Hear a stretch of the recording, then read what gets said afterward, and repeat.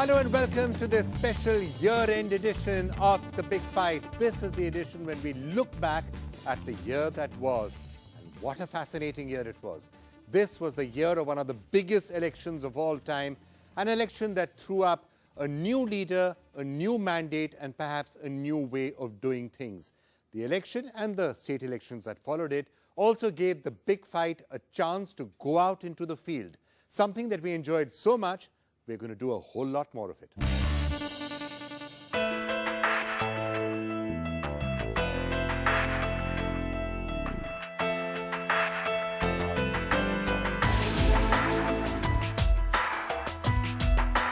I think the national mood is hugely against the Congress.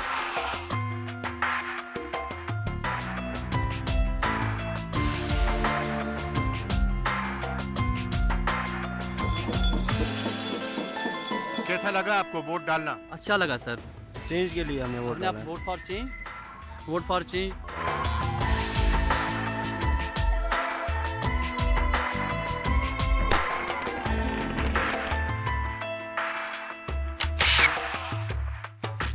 So at the end of the day, if there was one word that had to define 2014, it would probably be change. And there was some difference as to which areas would the change come most in. Would it be in governance? Would it be in the economic sphere? Or will it be in the social and the religious sphere? And that led to a whole range of big fights. When it comes to Narendra Modi as Prime Minister, it's going to be difficult to be dispassionate. Actually, it's a job of the media to always be dispassionate and nonpartisan. But if you're saying, hey, it's such a great step that he's taken to call people over from SARC, people will say, oh, you're a Modi apologist. Right. Or if you criticize something you do, oh, you're a Modi basher. Is there going to be a lot of that? You have given the words to my thoughts. I was just thinking, that what does this real mandate means? This mandate is actually for two Modis. One Modi who comes in with the track record of his governance in Gujarat over the last 13 years. He's an efficient governance man. Two dimensions to that. One, a very efficient CEO who is a very good service provider. The other is questionable policies, which is what raises the heckles of those who are criticizing him, and also those who really love Modi. They think that his policies have been correct. There is also the political dimension of Modi, which has got the mandate. The political dimension of Modi is that he has a baggage of 2002 and he has a promise of 2014.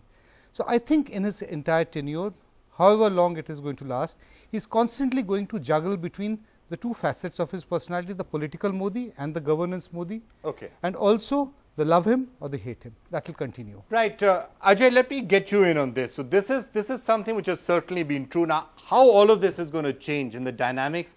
Narendra Modi is now the Prime Minister of India. He's not the Prime Minister of the 31 or 32% of people who voted for him. He's not the Prime Minister of the BJP or the Prime Minister of some states. He's the Prime Minister of India, so he's everyone's Prime Minister now. And that's, I think, a point that he's also been making in his speeches. But this love him or hate him syndrome that we've seen for a while, is that something that you think is going to now change and we're going to have a more normal dynamic and dialectic around Narendra Modi? Well, I think that you've already seen the immense support that was given to him by the people of India. And in a sense, the Ab Ki Baar Modi Sarkar as a slogan and as a campaign worked because people in actual fact wanted Ab Ki Baar Modi Sarkar. So it resonated across the country.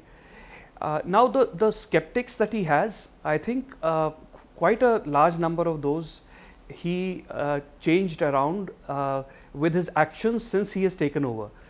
Even during the campaign, the slogan of Sabka Saath, Sabka Vikas was being reiterated to say that he was not going to be the Prime Minister only of a certain section of India, but of all of India.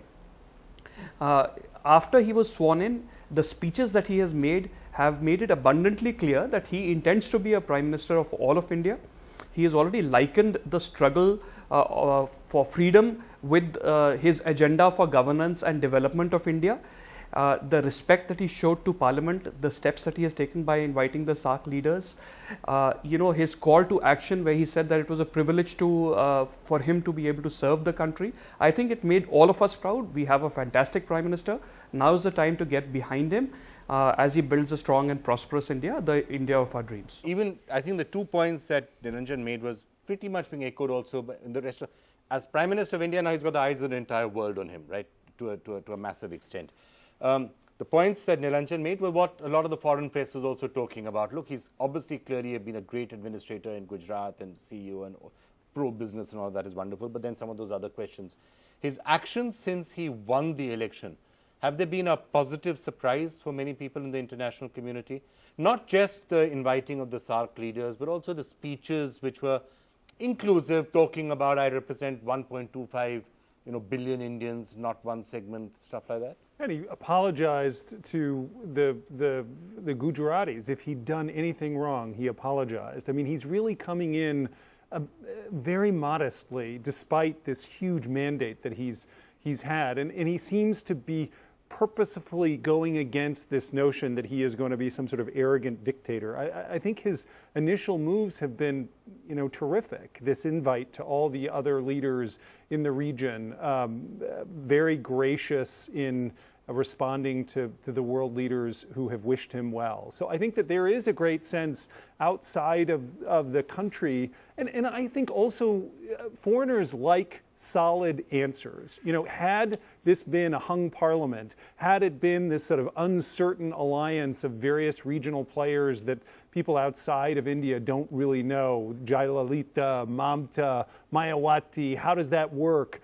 The foreigners don't have to deal with a collection of 5 or 6 kind of satrap players. They just have Modi. And there is a sense that he wants to take his place on the world stage, which India really hasn't done, right? I mean, India's sort of been at the kids' table of international relations for a long time, very parochial, very inward-looking. There is this sense from Modi that he wants to sort of have a coming out party for India in the global stage, and we may see that in September. Even on the global stage, you think that's certainly a honeymoon period. You Absolutely. seem to be saying that people have been positively surprised by what's happened since so far, at any rate. It's a clear mandate. That's what foreigners like. And that's why the stock prices has been going up. I mean, look, Most we of the always business knew that the people- markets would go up. I mean, that's, No doubt. but going up or the down of the stock market doesn't necessarily make somebody a good Everybody leader likes or a bad making money, leader. though, and even foreigners, right? And so when someone's making money, that improves their image. Okay, somebody making money. Now that's music to the ears of Manoj. So Manoj, I've got to get you in on that.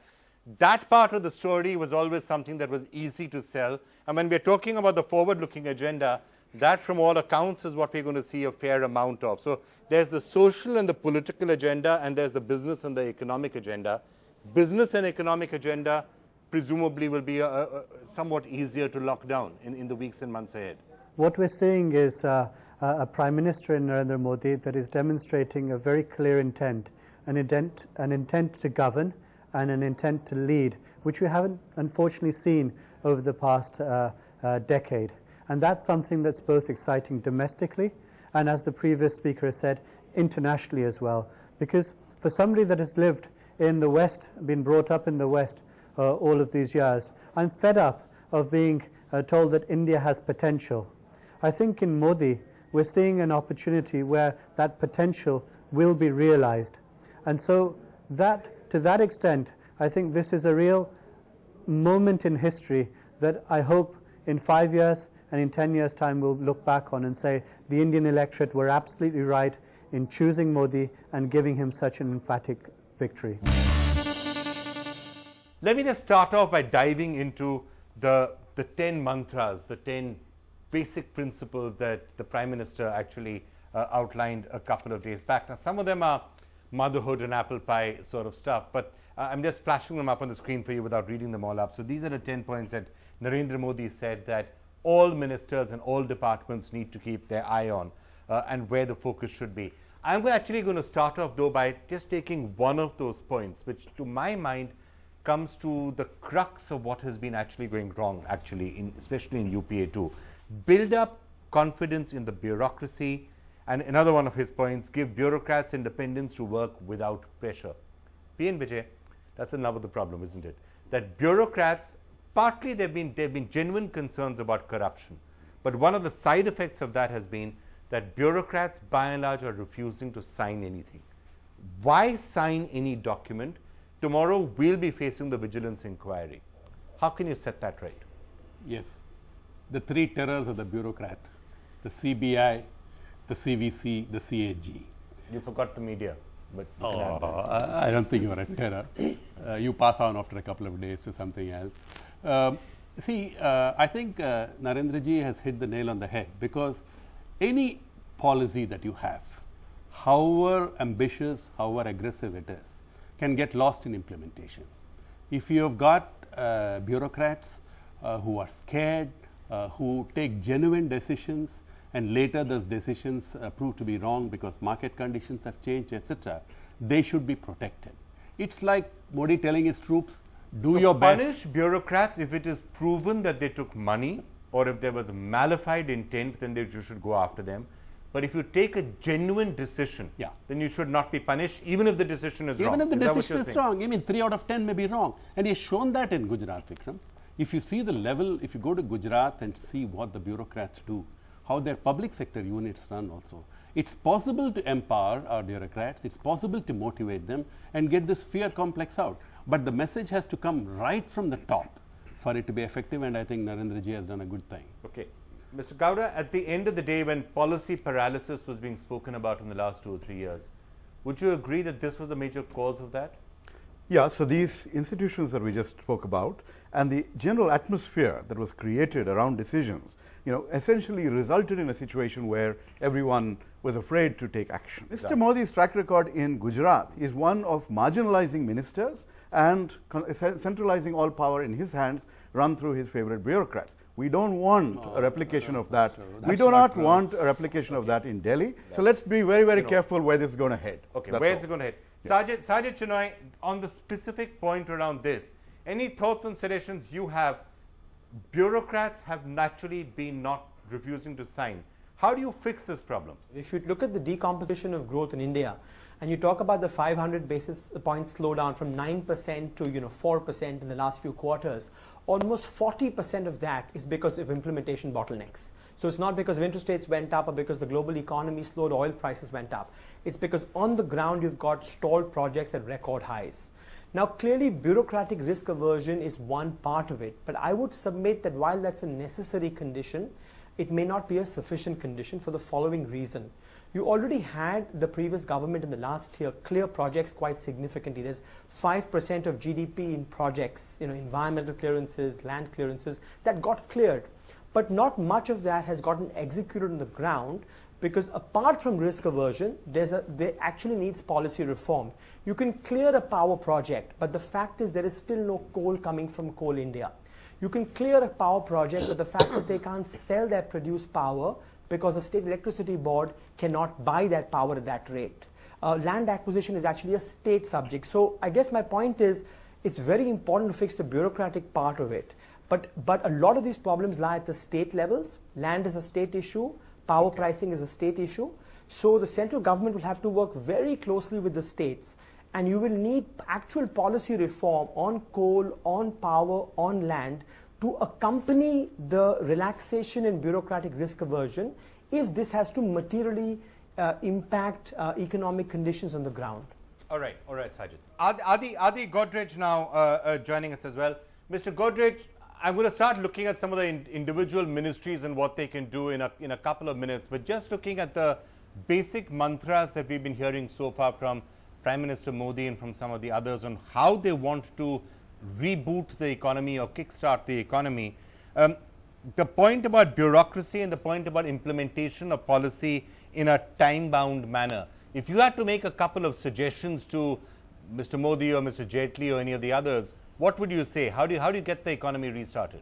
Generally speaking, the ease of doing business in India, which was never very good, has deteriorated very considerably over the last 2 or 3 years. And that needs to be restored. Of course, one of them is to give bureaucrats sufficient support to ensure that they take quick decisions and are not worried about what might happen a few years later when it is all again sort of gone into and looked into. That has caused tremendous problems. What also needs to be done is there must be among investors a confidence that things like retrospective tax issues, transfer pricing issues are not raked up several years later. All that creates a tremendous reluctance to invest in India. So I think if all these things are corrected, then investment will start pouring in. All languages in India, including Hindi, are regional languages. Hindi belongs to one region, Marathi belongs to another region, Bangla belongs to another region. India is a country of regions. So all these have to be properly called only as national languages. That is what our constitution says. It says all the 22 languages are national languages. Okay, and Hindi is only an official language and English is an associate official language as long as people of non-Hindi speaking states want that to continue. Okay. That is the constitutional position. Chitra ji. जो कुछ बातें अभी हमारे तमिलनाडु के भाई ने कही यहाँ पर वो बहुत महत्वपूर्ण है। आज़ादी के पहले और आज़ादी के बाद भी ये विरोध हुआ कि हम पर हिंदी थोपी न जाए और उसके लिए 15 साल जेटली जी ने जैसा कहा 15 साल का वक्त दिया गया। என்ன பேசிட்டு இருக்காங்கன்னு எனக்கு தெரியல। இப்போ அவங்க என்ன பேசிட்டு இருக்காங்கன்னு எனக்கு தெரியாம நான் எப்படி அவங்க பேசிட்டு இருக்கிறது நான் பதில் சொல்ல முடியும்? எனக்கு தெரியாத ஒரு மொழியில அவங்க பேசிட்டு இருக்காங்க. அவங்களுக்கு தெரியாத ஒரு மொழியில நான் பேசிட்டு இருக்கேன். இப்ப நான் என்னுடைய மொழியில தான் இங்க பேசுறது முடிவு பண்ணேன்னா இந்த நிகழ்ச்சியை தொடர்ந்து நான் தமிழ்ல பேசுறேன் அவங்க ஹிந்தில பேசிட்டோம் நம்ம தாராளமா நிகழ்ச்சி நடத்தலாம். Let me submit up for you in English. If she goes to speak on in a language which I don't understand and if I can speak in a language which she can't understand, this program cannot go on. मैं आपको ये बताना चाहती हूँ कि मैं तमिलनाडु में जन्मी हूँ, मैं चेन्नई में जन्मी हूँ, वड़क्कम से लेके बहुत कुछ मैंने सीखा है, लेकिन एक देश की अखंडता और उसको just saying vanakkam is not the issue. I can also say dhanyavad, I can also say namaskar. I'm from UP, but the whole thing will be a mess. I can speak in Tamil. No, I don't accept this. Okay, so can I? I need to know what is being spoken. Can I, for the sake of this argument, this debate, I beg your pardon, maybe we can keep it in English. No. You will not speak English. Then I'll speak only in Tamil. Then I'll speak only in Tamil. I'll speak only in Telugu. Yeah, I'll speak only in Tamil. I will leave. इस अपमान को कौन बर्दाश्त करेगा? आखिर मैं भी आपके देश की हूँ और अगर मैं हिंदी बोलना चाहती हूँ हिंदी आधा है देश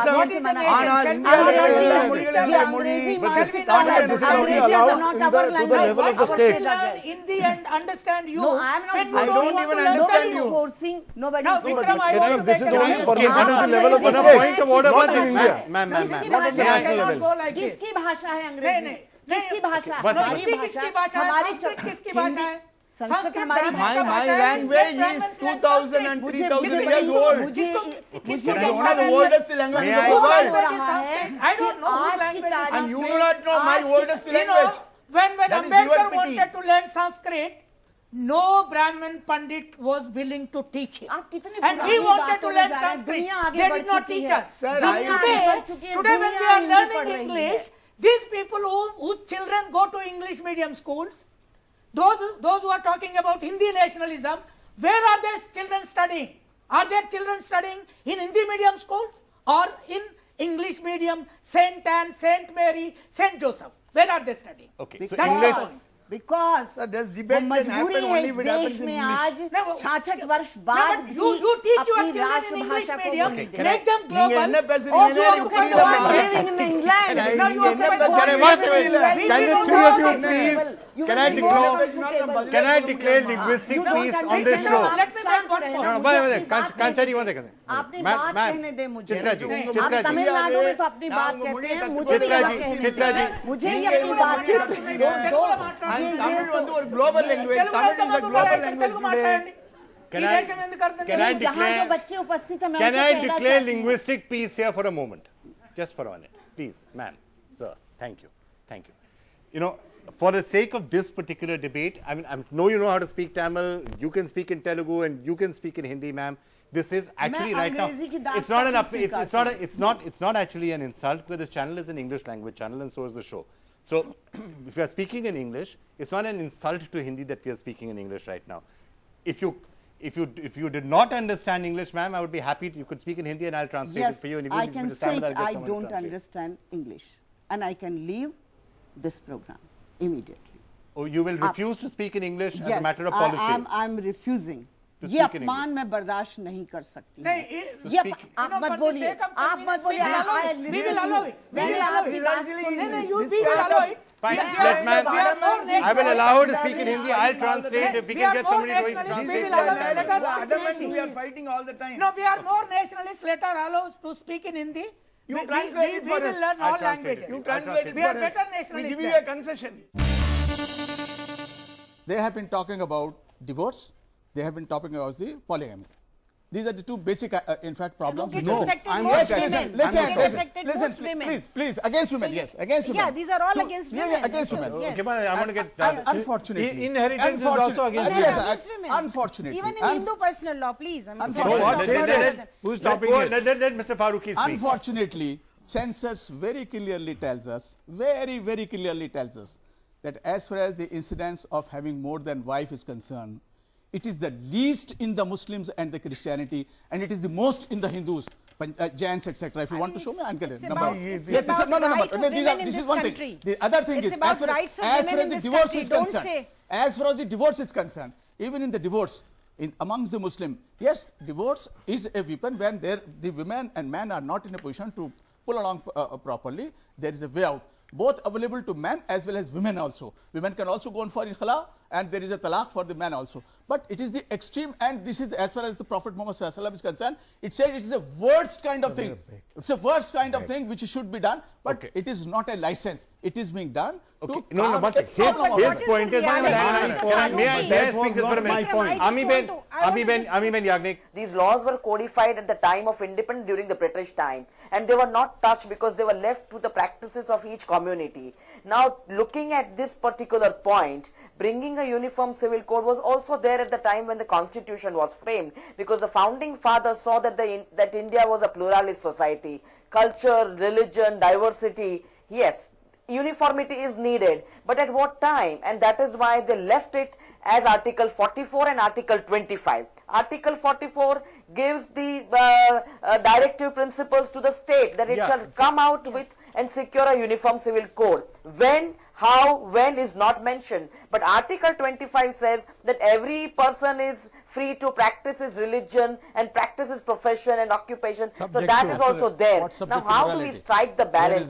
Just by thrusting a uniform civil code on everyone, on all communities, is not going to be the answer. But how to go about it? This is not the time, because the BJP came with a mandate and fought on the campaign saying that we want development. They put this with the Ram Mandir on the last page of the manifesto. Now suddenly you So come your and objection is pre-decide not to that the you fact want that to there should be thrust a change or uniform reform. civil Your code objection without is that the even BJP discussing shouldn't with come and do this. anyone, No, I'm just trying to understand your argument. without even taking into consideration the constitutional obligations. And that is why this debate is going to be deeper and deeper, and it has to be meaningful, and there has to be a wide consultation in order to even think that we need a uniform civil code. But I just want to turn to some of the members of the audience out here, especially members of the Muslim community, who I see out here. I just want to get your reaction to what you've heard both from Kamal Farooqi and from Arif Muhammad Khan, where he says whatever the BJP may have said and done, and whatever the reason is that the BJP is doing it, the community itself should think about the possibility of making changes in the interest of reform within the community. Who wants to respond to that? Are we not taking away the powers from Muslim society, or the one who make laws for Muslims, rather than reforming them and rather than bringing... So you are saying the reform should happen within the Muslim community, yes, instead of coming from outside? Yes. Uniform Civil Code not being implemented is actually used by the secular fundamentalists for the appeasement of minorities. I'm not saying specifically Muslims, but then these minorities could include other minorities, and this is actually slowly converting to vote bank politics. One last comment from the audience, we can understand the apprehensiveness of some community, of some leaders, but what is the problem in discussing? What is the problem in coming out and having a debate? Nothing wrong with problem with discussing and debating. Now can I just come back to you? Arif Muhammad Khan Sahab, what I seem to be getting from sections of this audience out here is that whether it's in the Hindu community, the Muslim community, Christian community, any community, reform is best done internally rather than it coming from outside. And especially, Dr. Swami, what seems to be coming out from here is that if the BJP is doing it right now as a result of its manifesto, it is seen as an imposition as opposed to reform from within. The reforms that came in the Hindu society, and when Hindu personal law was amended and changed, a lot of it came from within the community as opposed to being imposed. No, no, it did not. There was a lot of opposition. Even the President of India at that time was opposed to it, Rajendra Prasad. Yeah, but it was brought in as a parliamentary majority. No, even and as far as this religious interference is concerned, Sharia has very clear thing on criminal law, but we have a uniform criminal code.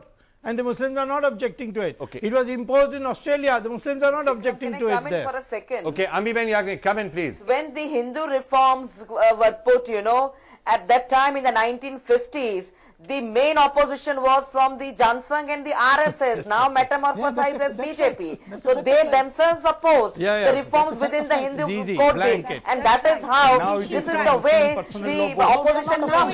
So it's not the president, it was the RSS and the Jansangh who opposed. You are right, but every time can I just come to you? So on the principle, well, actually it's interesting how things change, because we heard what Jawaharlal Nehru had to say on this entire subject at that time. He said, I would like a civil code which applies to everybody, but wisdom hinders. If the member or anybody else brings forward a civil code bill, it will have my extreme sympathy. This is Jawaharlal Nehru. But I confess, I do not think that at the present moment, time is ripe in India for me to try and push it through. I want to prepare the ground for it. Now, is that the situation that we are still in? Is it important to prepare the ground for it? I want to prepare the ground for it. He did not say that this is repugnant to the freedom of religion which is guaranteed by the Constitution. And secondly, since you have quoted Pandit Jawaharlal Nehru, in his interview to Taya Zinkin, famous journalist, the greatest achievement of his life he described the rights which I have been able to ensure to my Hindu sisters. And your greatest regret in life? I could not do the same thing to my Muslim sisters.